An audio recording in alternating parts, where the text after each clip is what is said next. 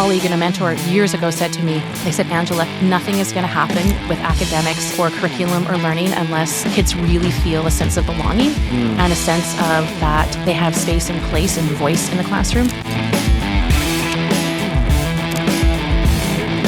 But for me to truly embed that diversity, equity, and belonging, or diversity, equity, and justice, everybody has a different way of defining it. It's very, very emotional work. You could be that one person that changes the trajectory of a person's life. And that's a significant responsibility. And I take that responsibility very seriously. All right, let's do this. Yes. Thank you so much for being here with us today, Angela. Thank you so much. It's going to be a fun episode. I am really looking forward to get into it, learn about your journey. You've done some incredible things in your career, which I think we should share with the world. And thank you. Others can learn from it, more importantly. Thank you. I'd love to start from your childhood, though. I'd love to start there because it's something that I find very fascinating, how we grow up. What would your teachers have said about you? What would your parents have said about you growing up as a little Angela walking through the hallways? Well, here's what I can tell you. I was really lucky. I grew up on a farm, and I think my family and teachers and all of the adults around me would say, number one, she was a very creative child. I was always, being on the farm, you were always making and looking and discovering, and you're curious. You're in nature. Yeah. You're wondering, why does that grass grow like that? Or what is that animal doing? So there was a lot of curiosity, natural curiosity, and just trying to figure out, navigate in the world and, literally playing and living and navigating on the land. And then on the days that were not, to be outside in terms of snow, or if there was rain, inside, it was just total creative play. A lot of make-believe, a lot of dress up. And just, I remember spending tons of time with my brother just finding like random things like boxes or paper. And, we had this little table with like tape and scissors and just making structures and doing a lot of creative things. I was pretty lucky in that respect. So a very creative child. And the other thing that if you talk to my parents, they will say I played a lot of school. So I had this cool little like chalkboard on a tripod, kind of a stand. And I would use my Archie Digest comics as the textbooks. Oh, wow. Okay. And I would put them all out of my bed. And I would make like a pretend class roster, and I would play school. So I had chalk, and I would do like a lesson, and I had the magnets to flip over, and we would do our language to the imaginary class on my bed. Yeah. And so those are the kinds of things that I did as a kid. But again, so lucky. I spent a lot of time outside in nature, and just curiosity and wondering why things happened, and just spent a lot of time observing the world, the natural world around me. Yeah. I mean, maybe I get it from my mom, but she used to play it with her mom, my grandma. She used to say, teacher, so you should. And my grandma would tell me these stories because my grandma would be taking a nap, and my mom would wake her up to act as a student, so that my mom has someone to teach. And so maybe it runs in my blood as well. But I'm curious to know a little bit. Do you think like growing up, if you grew up in a place where that allowed you to have that curiosity in some ways, because there were so many things, there's so much nature around you. Do you think that it becomes difficult to get that same level of curiosity or creativity when you're in a big city, or when you start working and everything seems like a go, go, go? How do you think about that today? So it's a very interesting question, because I think about that a lot as an educator, and I think a lot about that as a mom. Yeah. I think sometimes we have to remember what it is like to be curious ourselves, and just give ourselves the grace to just stop and just turn off the devices, turn off the noise, and just give ourselves that opportunity to sit down and just remember what it is like to be curious. Because I think for me, and I, especially as a mom, I want to make sure that my daughters are always curious and excited about learning, and are always constantly wondering. And, when I think about my practice in the classroom, And now in my role as in a leadership role, I really strive to make sure that whatever that learning ecosystem is, there's always that element of discovery in the classroom. Because when there's not, it's just that recreation and it's just the busyness that sometimes when I see kids, it just sometimes stops. When that stops, you see that spark just leave them and it just becomes tedious and that little light starts to dim a little bit. So I think it's hard though, because educators have a lot of things that they're trying to accomplish. Educators have so many other things that they are being asked to do. A colleague and a mentor years ago said to me, they said, Angela, nothing is going to happen with academics or curriculum or learning unless kids really feel a sense of belonging and a sense of that they have space and place and voice in the classroom. So really creating that ecosystem of curiosity and trying to figure out, and I get it, it's hard, trying to figure out how to keep that curiosity going in your classroom, knowing that you have to get the math done, knowing that you have to get the language arts, knowing that you have to get the science. But, find your people in the school, collaborate, think about intercultural, cross-curricular learning, and just make it more of a curiosity, dare I say, play-based way of engaging in curriculum and content.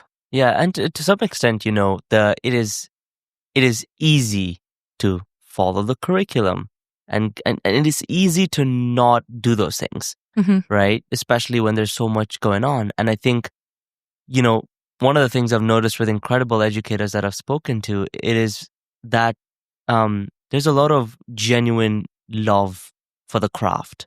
There's this genuine urge to be able to shape our future generation, that I see them, try and experiment or take a bit of risk or try something different, right? To spark that curiosity or to get to know that kid a little bit more than just on the surface, right? So I think that is, it's sometimes can seem like the more difficult path, but definitely the more rewarding, not only for us as educators, but for the kids that we try and shape as well. Yeah, I agree, but I'm very mindful of the pressures. When I think of over the years, over my career, there's a lot more things that folks in the classroom are being asked to do. Yeah. I think it's just society is not static, right? Community is not static. So we are, kids are coming with experiences that, you might have to address the experience that they're bringing in that from whatever's coming at home. But I wonder if part of being able to settle them or, address with whatever they're bringing from home, I wonder if part of that could be addressed by, that relationship building that maybe you just alluded to. And through that curiosity, maybe as a distraction, I don't know if that's a good thing, but just to get them to a place where they know that in that ecosystem of learning, when they come through that building, there's going to be time for them to be, wow, I get to go check that out, or wow, I wonder how that works, or those kind of moments for them. No, I really love But it's them. hard. It's very hard. Yeah, and it is. I would never underestimate how difficult that is. And today you're doing an incredible job at Bayview Glen. I would love for you to tell the audience a little bit more about what that role looks like. And I personally, selfishly, would love to know what the first day was, because I find the first day is always an interesting one, right? So, one, tell us a little bit about the role, but two, also take me back to the first day at Bayview Glen. What was that like for you? Okay, so you're not going to believe this. You know how sometimes you find yourself in these situations and you don't understand, how did I get here? Why is this happening? I think this is a good idea. So the first day at Bayview Glen, it was the week before, the kids come back, and we were all gathering together that first day. And Bayview Glen is such a lovely place to work because they truly invest in us, and they were treated very well. So they prepared this beautiful breakfast for us on that first day. So we all gathered together with this beautiful breakfast. And so I walk in and I didn't know anybody and I'm putting food on my plate and I hear this, Angela, is that you? And I'm thinking, why would somebody know? I turn around and it's a colleague that I had worked with 10 or 15 years prior that we commuted together. Wow. She is working at that school. And I'm like, is that you? And she's like, it's me. And at that moment, I just realized that the universe, fate, meant for me to be at Bayview Glen. Absolutely. Because it's a very special place. And ever since then, the relationships that I've built in the supportive community and the meaningful work that we do at Bayview Glen confirms that feeling that, Bayview Glen is my second home. So the fact that I saw that colleague there, it was almost like the universe was trying to tell me this is your place. home. Yeah. And this is your forever home. I absolutely, that is, sometimes life works out in a way that we don't really comprehend, but it does its job, and the universe has a ten. I know. And the crazy thing was, it's not like I kept in contact with her. We would, we would like once in a blue moon, maybe reach out. And it had been years, and just to turn around. And coincidentally, I taught her child. Oh, wow, when I was at Bayview Glen, her child was not there yet, obviously, in the previous time that I knew her. So it was just so lovely because I had the privilege of having her in my classroom space, her child, and it was magical. I absolutely love that. And tell me more about, what is, if you were to think and reflect on what are you most proudest to have accomplished at Bayview Glen, what would you pinpoint that to be? That's a tricky question because sometimes, we don't always take the time, and I'm guilty of that, to think about all the wonderful things maybe we've done. Right. I would like to think that, I will say this, I'd like to hope that I've created space, especially when I was more in the classroom, where kids really could find their voice and could actually know that there was a time in their day or their week that they got to come into the space as an arts educator where they got to create and make and just really feel like they had a sense of belonging and that their voice mattered and their choices mattered. Right. And that, if we were doing something where they were creating a piece of music, that their choice was important and that they experienced that kind of curiosity that I did as a child, where, because I might have made a musical line go this way, or I chose to do some choreography that way, that was impactful and that they celebrated that and they felt very, very, very, a strong sense of efficacy, that they did something and it was powerful and meaningful and celebrated. Yeah. No, I absolutely love that. And was there a moment in your journey, whether that was meeting someone, whether that was something negative or positive that happened, was there a moment in your journey that you believe has really shaped the way that you think about education, the way you approach education? Are there moments like that in your journey that when you reflect on are so important to where you are today? You know what it is? I think really it is people really seeing in me that I have something to offer and value. I have been lucky to have so many really unique experiences, and that the fact that people see and recognize those experiences as something that I can offer them and serve them or support them alongside in their own journeys. Right. I feel a sense of responsibility because I've had all these really unique experiences in different contexts of education, ages, stages, people, communities, cultures. It would not be right. I would not feel good unless I could support others who maybe are struggling or wondering or just need that extra little bit of confidence themselves to feel like they're successful and that they are valued too. Yeah. No, I 100% agree. I mean, when I reflect on the various individuals that I've spoken to, they always talk about, a mentor, an individual as well, to your point, right, seeing something or saying, you know what, you should try that. Right. Or I think you'd be pretty good at it. You should give it a shot, right? And sometimes that little nudge is so powerful in its own way. And I think that, and then they tend to pass it on too, and they become those people for others. And it's just it's a beautiful cycle of trying to help other people see their capability in ways that maybe they would have never thought of. Like that is a huge responsibility that I take on. And I think a lot about that, especially in education, because over a span of one's career, you are really engaging with thousands of students, and not just the students, but their families and communities. Yeah. So I don't enter the profession lightly, and I speak of it as a profession because it is a professional responsibility to make sure that, you're really reflective, you're thoughtful, you're thinking as an educator, so that you ensure, not that you can assure anything, but you hope that you just create those moments in time as a mentor yourself, that somebody, like I said, somebody really, you could be that one person for someone else that changes the trajectory of a person's life. Absolutely. And that's a significant responsibility. So when I think about some myths in education while teaching, it's 10 months of the year or 12 months of the year, whatever it is, it's a significant responsibility. And I take that responsibility very seriously. It could be a matter, we're human. Educators are human, but we have to really be mindful that something you say or do can impact the rest of a child's or a career. And hopefully, your impact is that one moment in time when that student sees themselves and they understand, I can do this. I do belong in this space.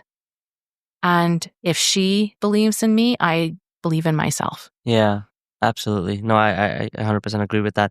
And I'd love to spend a little bit of time with you specifically to talk a little bit about global education, because I think that is your bread and butter, your forte. I feel like it's something that I haven't got the pleasure of learning as much about, and so I felt like you'd be so wonderful to learn about it. So talk to us about, global education, and especially how you see it today. I mean, I look at the pandemic. It's been a couple of years since then. There's definitely changes in the way that students, I believe, approach social interactions, or global education there's been more opportunities, but there's been challenges as well. So I'd love for you to share your perspective on that. Global education means so many different things to different people. Yeah. So part of global education for me is actually being able to define what that might look like, and to create that framework in which we look at global education in my context. So for me at this moment, because global events, communities, cultures is always evolving. Global education for me is really creating those spaces and moments in time where individuals feel safe, cared for, valued, and heard, and a true sense of belonging. And for me, as I learn more about this, I really don't see global education as an add-on. I think it's a critical and crucial skills space for to prepare students for their future. And you know what? Even families in our communities.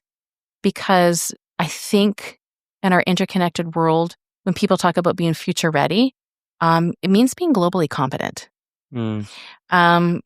Things like appreciating and understanding diverse perspectives, communities, cultures, and taking an informed and ethical action for the collective well-being and sustainable development of our communities, both, locally, nationally, and globally.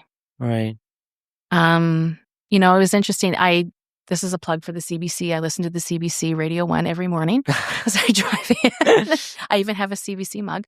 But I was listening the other day, and they had this person on, and she was speaking about the job market and skills, and how difficult it is in this day and age to land a job, and or to you're sending out so many resumes, and just to get to the interview, and then how do you make it to the end?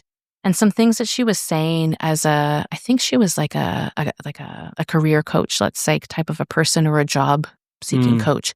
She was really talking about soft skills. And I think global education in schools is a space to develop those soft skills, to be able to talk to somebody, To be able to have empathy and compassion, so that if you are, you find yourself in a boardroom and you're on a Zoom call, for instance, with somebody halfway across the globe, you understand that there's a time change, and you understand maybe what that community and culture could be like. So that when you are having those conversations, you can establish that relationship.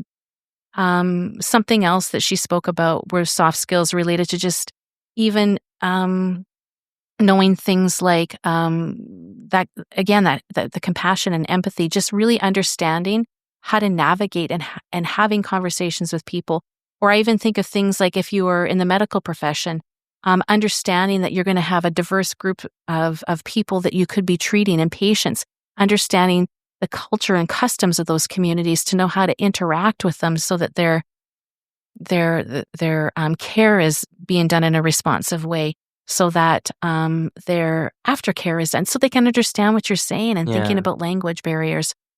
Global education is future ready, and global education is the one area, and having students being able to see places, experience things with compassion and humility and empathy. I think in this day and age of AI and technology, that is going to be what's not going to get you to a place of success in your life. It's going to not, create happiness. And in the workplace, it's going to be one of those critical skills that you still need to be able to talk and relate to people. And global 100%. education is one of those spaces where we at schools, in schools, can create the space for our students so that they are successful in all of the ways, not just professionally, but emotionally and even well-being. Yeah, no, I mean, I 100% agree. I think when I look at the industry today and I talk to folks there, it's becoming more and more important, right? Like, I think the importance of being able to interact with a human, arrive at a decision, negotiate, to do anything, to lead, right? All of those are human skills that AI, technology, I find it very hard to believe that they're going to take those away, right? And so I think that there's components of that we develop. And to your point, global education can be a path towards that. What does that look at the school? So is this like part of a curriculum? Is this a separate course? When we say global education and it's important at schools, what does it look like? Like, if a school doesn't have it, how do they go about like saying, I want to do that? Sounds great. I think that it depends on your context. For us, what that's going to look like with our new strategic plan, and we are launching the new version of what global education could look like for us over the next 5 years. I think it can show up in many different ways. It shows up in providing students experiences they wouldn't normally have, getting into the spaces and places that they normally wouldn't see, that might be unique, but yet different than what they're used to develop those competencies. It could show up in curriculum and supporting staff through looking at their curriculum in terms of critical thinking. It could show up for staff in their curriculum in terms of choices of content that they are engaging with in the classroom. But again, I don't want to add on to what staff is already doing, but rather maybe problematize alongside with them a lens in which we could look at it. So for instance, maybe we look at it through an Indigenous informed lens. Maybe we look at science through the lens of critical thinking or critical inquiry from a perspective from a different community or culture. So there's many different ways that it might show up and that it might look like. We're, again, in this unique opportunity in my context where we are going to be working alongside each other, classroom teachers, educators, directors of education, to build it alongside together, using our strategic plan to guide us. Yeah, I mean, I feel like it's even more, being in Canada, it's one of those countries where we have naturally so much diversity and so much representation from so many different cultures. And it's one of those things that I think we're blessed to have as well in this country. You go to a school and you see so much diversity in just one school. I think it naturally helps kids build those skills in their social interactions or in even simple moments in everyday life. So I think that is very, very powerful. And, when we were doing your research, we noticed that the concepts of DEI and diversity, I think those are very important to you. And it's important to a lot of people. But I want to sort of hear from you in terms of like, a lot of people talk about these. A lot of people say, we love DEI or we're diverse. What does that, really look like, when it's in action, when it's not just on a big title, on a report, but it's in action? What does that mean to you, and what does that look like from your perspective? Well, again, it depends on your context, right? It depends on the ecosystem in which you find your schooling situation.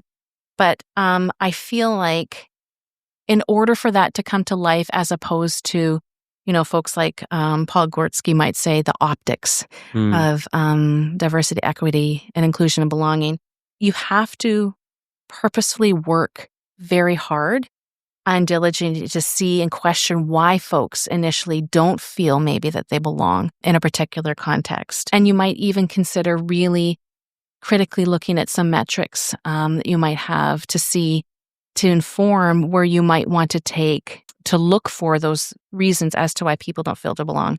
But for me to truly embed that diversity, equity, and belonging, or diversity, equity, and justice, everybody has a different way of defining it. It's very, very emotional work. And it can take you to places, in my experience, it can take you to places where you really have to look inward to get a place of being vulnerable, so you can question your own biases potentially and understandings. In my experience, for me personally, it requires me to be very authentic, to just really deeply listen and to really critically think. Are there specific moments in your journey as an educator, or an interaction with a student, or something that always stands out to you, reminds you? Are there any particular moments or stories like that you fondly remember, you always remember when you think about this? So I remember I had a student. This child came kind of halfway through the year. He was an upper elementary student, and he had been to a lot of schools, and his family found themselves at our school. This child came to us with some challenges that he was having. Right.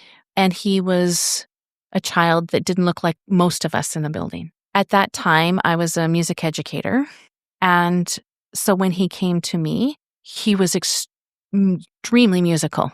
He took to learning to play an instrument like a duck to water, despite the fact that in other spaces in the school were difficult for him. In the music room was where he found where he belonged. He found that the experiences that he was bringing to the school didn't define who he was. And I think that's critical when I think of times when I've encountered students where they don't feel that they belong, or others feel that their experiences that they're bringing to a situation are going to be more challenging than maybe what they can support them with.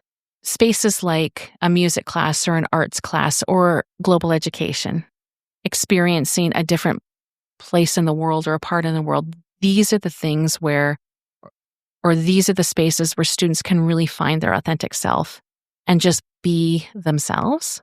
This student eventually did move on to another school. At that school, we kept in contact through his teacher. Lo and behold, one day I got a call from his new teacher saying, he's done really well academically. He's very, been very successful. He's had a really good week.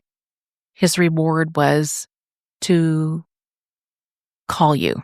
Would you be able to have a conversation? And I'm like, yeah, absolutely. And so, again, when I think about those equity, diversity, inclusion, and belonging, it's really honestly creating those moments and spaces, finding out about those kids, really knowing kids well, so that despite everything that's going on around them, if math isn't their thing, if language arts isn't their thing, finding that one space in that school that is their thing and using that, using that as their one place and their one space where they feel success. If they can find that, they can build on that success. So when they go to math class and they know that they can't work through the problem, that efficacy building that they can find in another space is going to start to incrementally build their sense of efficacy, so that when they go into other spaces, they know that they can do that. they can do things, and it might take some time, but somebody somewhere believed in them. And that belief that they receive from somebody else and that efficacy building they're building in that one space in that school, that is going to carry with them. I've seen it. I've seen students carry that with them so that when they're trying to learn how to write in English because it's not their first language, they know that they're going to get there and that somebody believes that they can actually do it. And for me, that's how equity, diversity, and inclusion shows up. Yeah, I absolutely love that. And I grew up, when I grew up in Uganda, I remember my music class very well. Not because I was good at it. Well, listen, everybody is. But because it was fun. It was really fun. I'll tell you that, And I remember there was this one, I would have been in like grade 8 or 9.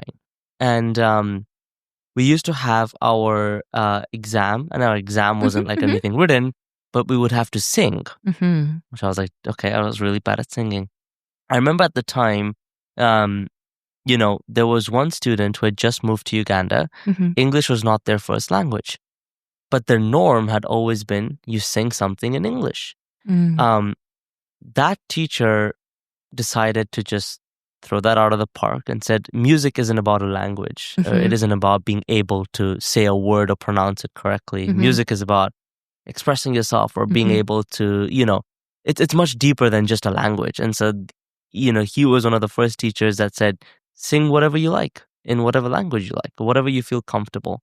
And I think that was as a very young kid, that was my first example of I think how I've seen it in action. Right. To say, you're thinking about the student, you're thinking about their background, and you're not trying to make someone fit in a place forcefully or fit in a system forcefully. You're trying to be, have the equity to be able to give them the same level of opportunity in a way that's comfortable to them. Right. That's really cool. And why music? I mean, I'm genuinely curious. Why did you decide that you wanted to do the arts and the music? I know that you love it. I'd love to learn more about that too. Well, I think, even in my current role in global education is closely aligned with the arts because arts is culture and the arts are diversity. And so for me, why music? People are surprised when I say this. School was very difficult for me. So I was that kid that math did not come easily to me. I was that kid that was always last in spelling, in math. However, music was that place for me that I experienced success, that I could just be like everybody else. It was quicker. I was the one that was the first to be able to do things in music.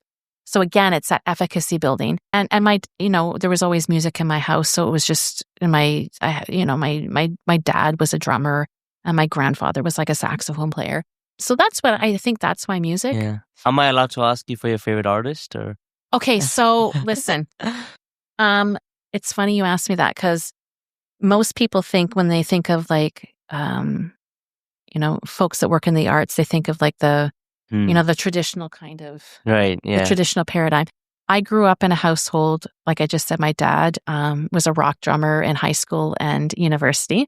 So I grew up on Santana and Led Zeppelin and all of that kind of really, the Beatles. Oh my gosh, the Beatles were like a whole religion in my house.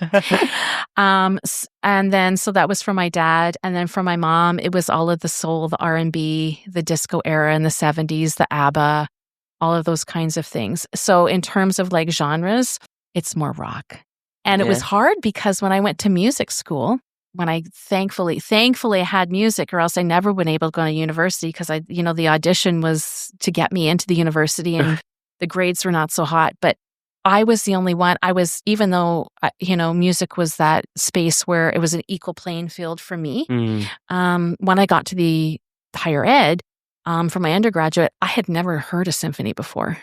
Okay. I had never heard, somebody was talking about jazz. I knew what jazz, I heard this word jazz, but I had never heard jazz. Yeah. So, I was like, well, I know the Led Zeppelin and Santana, but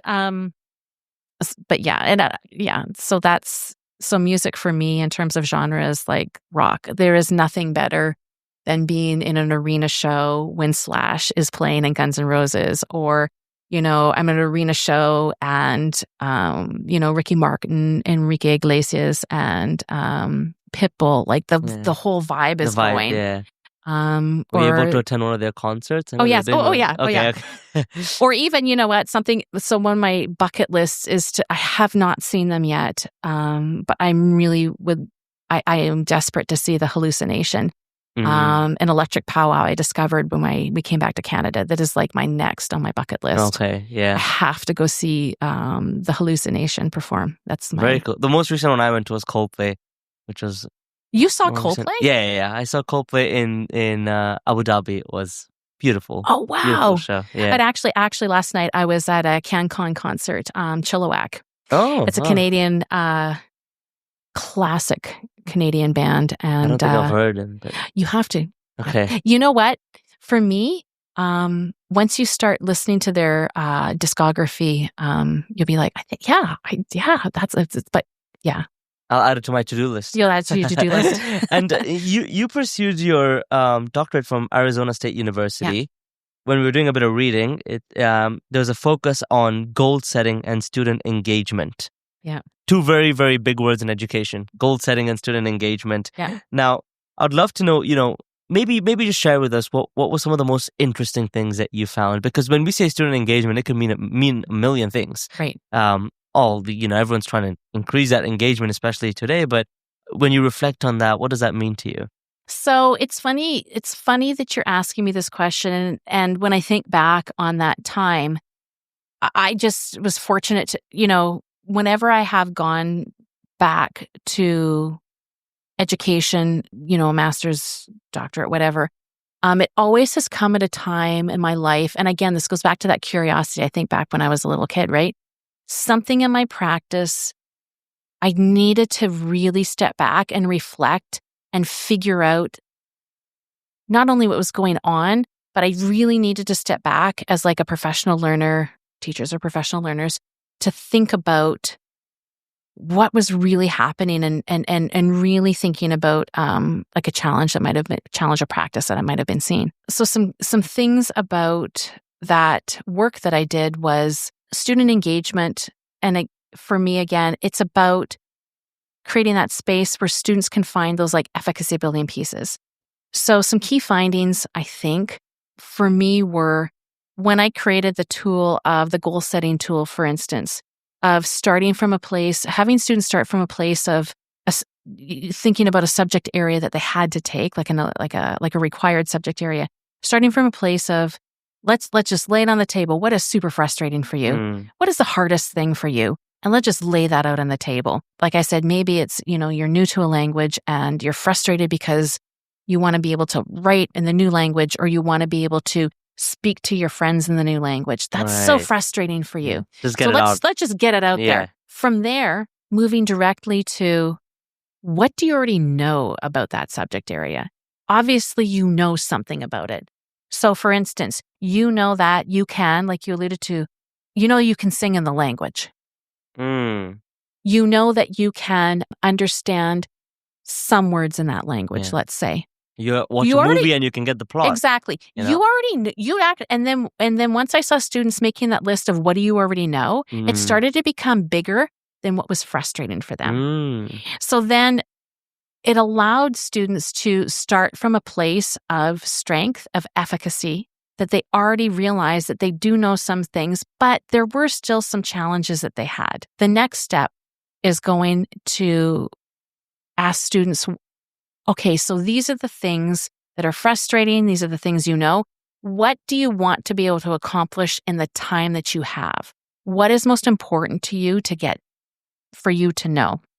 So for instance, I might want to be able to, if I think of like the English as a second language, I want to be able to have a conversation so that I don't mess up pronunciations. Right. I want to be able to have a conversation so kids won't laugh at me. I want to be able to have a conversation with my teachers so that I'm actually being able to convey what I really want to say, as opposed to be stuck in using just words that I know.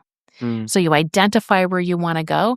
And then the next step is how, given my life in school, given the time I have outside of school, weekly, what are the tiny little things that you want to accomplish to get towards that goal? So I had students look at their week. Okay, I can't do something about this on Monday night because I have swimming. I know I got to take care of my sister Tuesday night, but on Wednesday night, I have like an hour. So I have this hour on Wednesday night. What is something I can do to get closer to that goal? Well, maybe I can practice with an AI model of I'm speaking some words and they're giving me feedback on it. Right. Or I can record myself in a Flipgrid, let's say, and I can hear myself back. I can spend some time on that. So my goal for the end of the week is to do that one thing. And then by the end of the week, or the time frame that we had the kids do it in a week, they reflect on where am I in that accomplishing that goal? Did I accomplish that goal? Am I done? Am I ready to move on? Did something come up in my life where I'm not ready yet? I'm going to have to put that in the next week. I got some of it done, but maybe I'm going to add the next one. Giving that ownership of learning over to the students based upon what their life is actually like outside of the school. Really, again, this is efficacy building. Allow them to take ownership over their learning. And as a teacher, you can look to see what is their life like outside of the school for them to actually be able to do what you need them to do at the end of the week.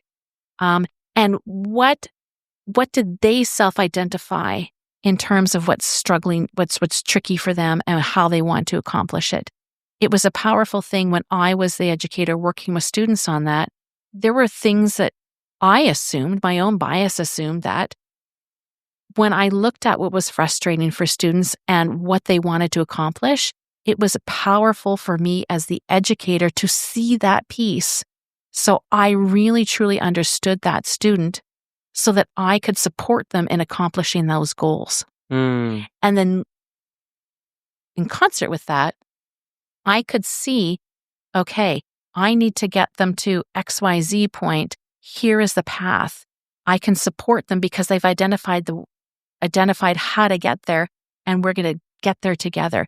Not always was it successful, but some of the responses that the kids talked about that I think I shared in the in the document, it's been a while, the self-discovery about themselves. I didn't realize I could actually do this.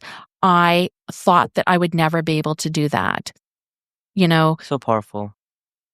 That self-discovery about them. And again, it's that efficacy building that if I can build it here in this context or this subject area that I find so frustrating and so tricky, if I can make a pathway through here, I know that when things are hard in social studies, I know that I can go through these same steps and I know that it's going to be frustrating. I know there's going to be some things I know, but at the end, if I have ownership over how I'm going to get there, or the teacher helps me figure out how I'm going to get there, I know I'm going to get there. Yeah. And so that persistence, patience, persistence, and resilience, at the end, they can see that in themselves on the paper when they're documenting it in their goal setting. They can feel it, that internal sense of, I can do it, and that efficacy building. And it was my hope with that research that maybe an educator, I did it in a music classroom, but it's transferable anywhere. It's that ownership, giving that ownership over to a student to know that they do have the skill set to identify what they need and how they learn and how they can get there. Yeah, what I love about that is, to me, it sounds like something that could even apply beyond students, right? Like, I think a lot of people, they either don't know how to set goals, or to your point, I love this concept of, starting to say, okay, what frustrates you? What do you think you're doing today that's like, what do you understand? What do you know?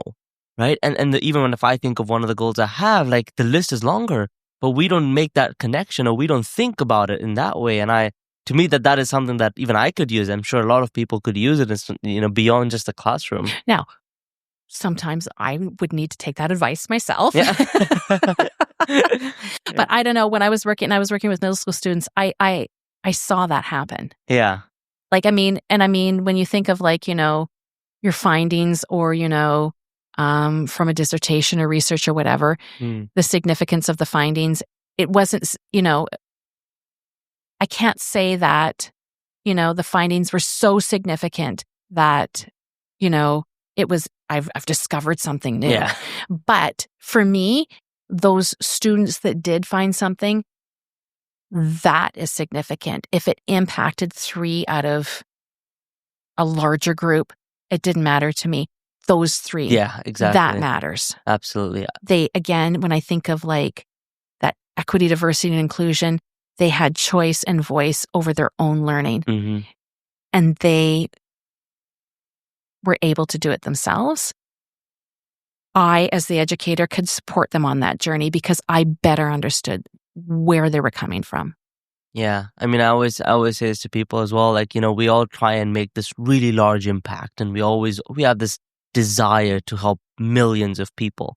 And I think it's important to remind ourselves that if you just can change one person's mindset, if you could inspire one person, there is impact there. That is impact, right? You're adding numbers to the list, but if, sometimes we get so consumed in trying to make a discovery or impact millions of people that we forget that even changing one person's life is a pretty significant step forward. Well, because you don't know what that person is going to do in the future. Absolutely. That person could be the person that changes and impacts thousands again. Thousands of communities. That one moment in time could be that time when that person or that student or a parent or a community member, they see that that could just, and again, I'm going to go back. That could be the change for them. That could have been the one moment that changed their pathway forever. That's for me, that's that responsibility. When I think of myself sitting in that math class, never being able to do the times tables, and having teachers around me, seeing something in me that I didn't see in me, my journey would never have happened had somebody not have seen that in me. And I knew as an educator that I had to create space for kids to see that in them. Yeah. Because I know what it's like to think that you don't belong. To be on the other side. To be on the other side. And it's my mission. Yeah. To make sure that there's spaces. I'm not perfect. Let's be honest. And I've made a ton of mistakes. Because I'm human and, it happens.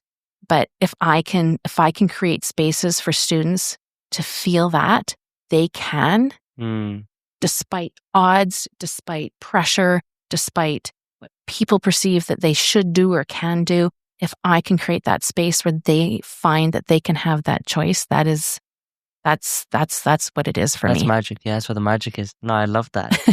That's very beautiful. And I could see that come through when you speak, and I could just feel the energy. So that's incredible.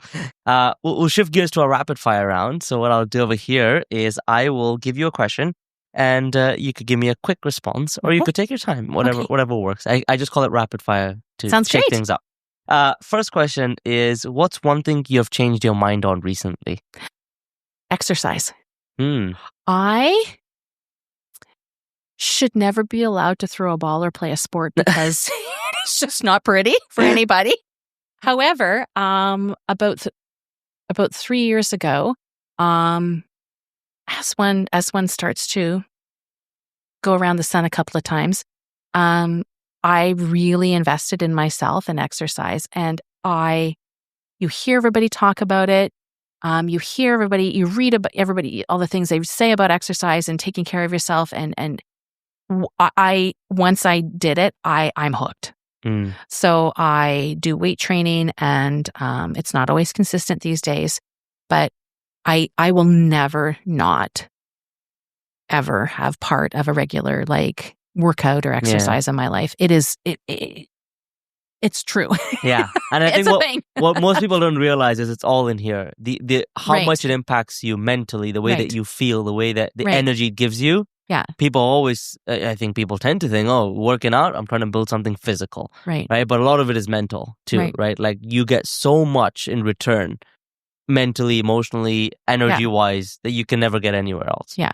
So that totally surprised me, but that's one thing that is new. Love that. Second question, what is one part of your daily routine that you can't skip? have to read every night before I go to bed. Oh, wow, you're good. Like that I have done that ever since I learned how to read. Wow. Every night. It's like some people listen to music. Some people might have something else they have to do before they go to bed. I have to read. It doesn't matter if it's like 2:00 in the morning, even just a chapter of something. I have to read. Have to read before I go to bed. Wow. What are you currently reading? Oh, I knew you were going to ask me that. I'm going to again, CBC plug. I go back to those CBC reading lists that they curate, and I'm reading a piece right now off the top of my head. I can't think of the author, but it's this amazing book. I can't imagine how it's going to end. This author's created this piece of these people are building this community deep in the I think it's in the Yukon, and a crime happens, and they're trying to solve. It was like a whodunit kind of a thing, and there's some really interesting characters. I really love either detective whodunit series or historical fiction, or history is like my jam. Yeah? I read this really amazing book lately. The last book I read, pardon me, is called The Toronto Book of the Dead. Oh, wow. Okay. And it is this crazy, amazing book that literally each chapter is the author has actually looked into the history in Toronto of how Toronto kind of came to be through various different people over the time up until now. And it is like fascinating. I'm totally on this mission now of like going to all of the places that he identified that all of these really cool things happened. It's like I'm going to be mapping that out for the summer. Oh my God. So sounds really fun. It's an awesome book, The Toronto Book of the Dead. Okay. Brilliant. Well, hopefully we'll find out how it ends, you know. I'm more of a movie person, but I like the same genre as you know, mystery, whodunit, Knives Out kind of thing, you know. I think it's absolutely good movies, good entertainment over there. Love it. What is one word that best describes your philosophy on education? I think compassion. I don't know if that's a philosophy of education kind of a thing, but one word is compassion. You have to really love what you do, but you also have to really understand that you're working with people all the time, and that you have to really be compassionate so that you understand what experiences and where people are coming at when they're coming into, you know, learning spaces or learning ecosystems. I like the idea of learning ecosystems now, but compassion for sure. Yeah, I love that. It's a really nice one. If you could implement one change across the entire education system overnight, like it would happen, but if you could, what would it be and why? Okay, so I don't have a solution to this, but I would love to get rid of grades. Interesting. And like grade levels. So grade 1, grade 2, grade 3, grade 4. And maybe grades in general too. That would be kind of cool too. Because I've seen where, and I don't have a solution to that. Yeah. Because I mean, there's age and stage and we have to move kids along, and I get all that. But who's to say that you are ready and finished to learn all you need to learn in grade 1 to move to grade 2? Sometimes you might be ready for grade 2 in the middle of grade 1, or sometimes you might need some more time because you're really like, you're digging spiders in science and like you're obsessed with that. You don't want to like leave it because the science is your thing, and you know, you're not paying attention to your math or something, and maybe you need more time to do math for in grade 2. That if I could change one thing, it would be that. And yeah, grades, that's a whole other conversation we could have. Yeah. Actual like marks and grades, I appreciate the need for it. I wish that people would really spend more time thinking about, but I mean, the process, because the process is the learning, and the end product is just where you are in a particular day, a particular time.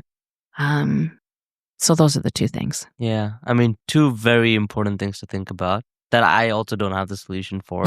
I know a lot of people also, you know, have mentioned it before, and I think we all appreciate the need for it, but at the same time, maybe it's overwhelmingly complicated, or so many more layers, to your point, right? That, you know, maybe we'll get to a day and age where we'll be able to uncover all of that. But I would agree, because I mean, when I was in school, I would agree that maybe At certain instances, I wasn't ready in certain places, but in other areas, I was pretty ready. And, grades are just a definition. And a lot of the times they determine even more than just your academic performance, but your social interactions, what others think of you, how your parents feel. And there's so much more that it's just not a letter. It's so much more than that. And I think that it has sometimes positive, but other times negative too, influences around just that one letter. And I think for me, I think it goes back to what I mentioned before. School was really difficult for me. I mean, I came into understanding myself and my own learning later, but if I had the opportunity to learn the way that I wanted, or the way that I learned, or had time to discover that, as opposed to, grade 1, grade 2, grade 3, I wonder what that have looked like. And it was because of grades, so letter grades, like marks, let's say, that almost prevented me from not going to university. And I would not have done all the things that I have done, nor would we be sitting having this conversation right now. Right.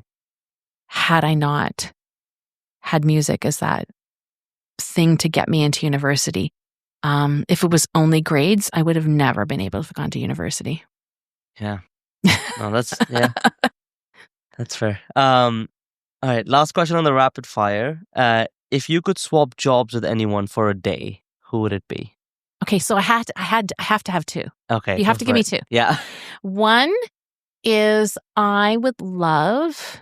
Now this is naive. My naivety of the actual knowledge of what the profession is like. I would love to work in a retirement home with elderly people. Oh.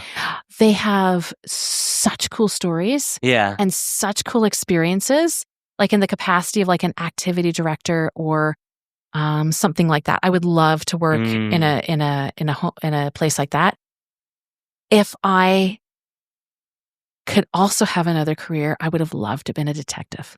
A detective. All the reading would come in handy. It's the sociology. Now, again, knowing nothing about the profession, to all the detectives who actually live and breathe this in a daily life, it's a fascination with the sociology behind what makes people do what they do. Absolutely, yeah. It is very interesting because it's the psychology, right? There's so much more behind it. So maybe it's more of a sociologist as opposed to a detective. So maybe I take that back. Cooler, yeah. At least to me, a detective sounds a lot cooler, Yeah. I love that. No, that's really fun. All right. We're going to move on to our final question. So we have a little bit of a tradition here. We'll have a question from one of our previous guests on the show, and then we'll also get you to leave a question for one of our next guests. So we usually discover these at the same time. So a lot of the times I make the joke that I hope that they wrote it in a good handwriting. Oh, so they just write it down? Yeah, they write it down. It's old school. Oh, wow. Old school. Love this. Let's see. This question is from Helen, head of school at HTS. Yes. She left 2 questions. How kind. I'll give you both. Maybe you could choose or you could answer both. Okay. The first one she had is, how will you know your impact? And the second one, I'll just read that out too, is, as you think about your journey in this career, how do you want to be remembered? Okay, I'm going to go to the second one. How would I want to be remembered? I would hope that I would be remembered as somebody who allowed the space for students and colleagues, let's be honest, colleagues to really feel that they could be who they truly were and to discover who they truly are, and for students who they could truly become. That is really nice. That's very well said. Beautiful. I will also give you the opportunity to leave a question for one of our next guests. I'll pass this notebook over to you, and you could. So I'm going to leave a question. I won't say what it is. Yeah. But I'm going to leave a question that I was asked one time, actually at an interview. Helen's question's from an interview. That is crazy because she just told me that.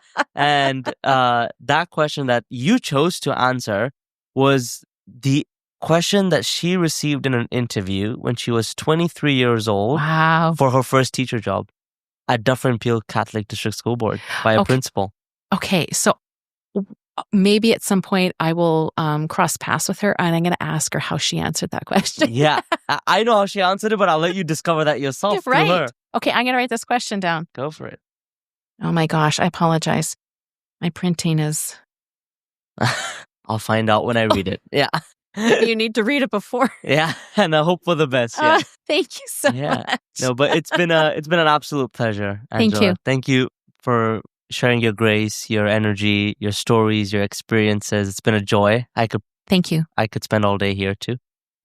Speaking with you, learning more about your experiences. Thank you. I just want to thank you for being on the show, sharing your insights, and just being such a lovely educator. Well, thank you so much. And I want to say thank you for reaching out. And like I shared with you before, this platform is so cool. And I know how hard it is to create space in this world. And I wish you all the best. And I hope that, we can keep in touch. And thank you so much for this.